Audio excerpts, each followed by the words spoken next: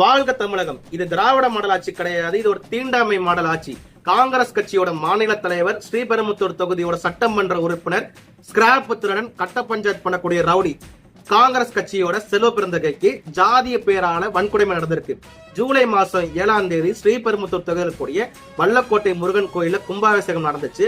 அந்த நேரத்துல செல்வ பிறந்தகை கலசத்து பக்கத்துல போய் நிக்கணும்ட்டு ஏணி மேல ஏற ட்ரை பண்றாரு. அந்த நேரத்துல HRNC அதாவது இந்த நலத்துறையோட அதிகாரிகளும் திமுக உறுப்பினர்களும் செல்வ பிறந்தகையை மேல ஏற அனுமதிக்க கிடையாது. இத்தனைக்கும் கலசத்துக்கு பக்கத்துல அண்ணா நகர் திமுக எம்எல்ஏ மோகன் இருக்காரு, பாஜகவோட முன்னாள் மாநில தலைவர் அக்கா தமிழிசை இருக்காங்க. இவங்கெல்லாம் இருந்துமே செல்வ பிறந்தகை மேல அனுமதிக்க கிடையாது. எதனால அனுமதிக்க கிடையாதுன்னா, செல்வ பிறந்தகை ஒரு ஒடுக்கப்பட்ட சமுதாயத்தை சார்ந்தவர், அதனால நீங்க கும்பாபிஷேகம் நடக்கிற டைம்ல கலசத்து பக்கத்துல வந்து நிக்க கூடாதுன்னு அனுமதிக்கவே கிடையாது இந்த திராவிட மாடல் ஆட்சியில. அதுக்கப்புறம் தமிழிசை அக்கா ரொம்ப ஃபைட் பண்ணதுக்கு அப்புறம் தான் செல்வ பிறந்தகையை மேலேயே ஏத்துறாங்க. அதுக்கப்புறம் செல்வ பிறந்தகை கீழே வந்து பிரஸ் மீட்ல ரொம்ப மன கஷ்டத்துல தான் ஒரு பிரஸ் மீட் கொடுக்கிறாரு.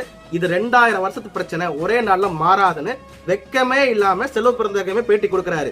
ஏன்னா இந்த செல்வ பிறந்தகையும் இந்த திமுகவும் தான் பாஜகவை பார்த்து சாதிய தீண்டாமை கட்சின்றாங்க. ஆனா சாதிய தீண்டாமை கடைப்பிடிக்கிற கட்சி எதுனா இங்க இருக்கக்கூடிய திமுக, அவங்க கூட்டணி கட்சி இருக்கக்கூடிய காங்கிரஸ். ஏன்னா காங்கிரஸ் கட்சியோட மாநில தலைவருக்கு இந்த நிலைமைனா பாத்துக்கோங்க. அப்ப சாமானிய மனிதனுக்கு என்ன நடக்கும்?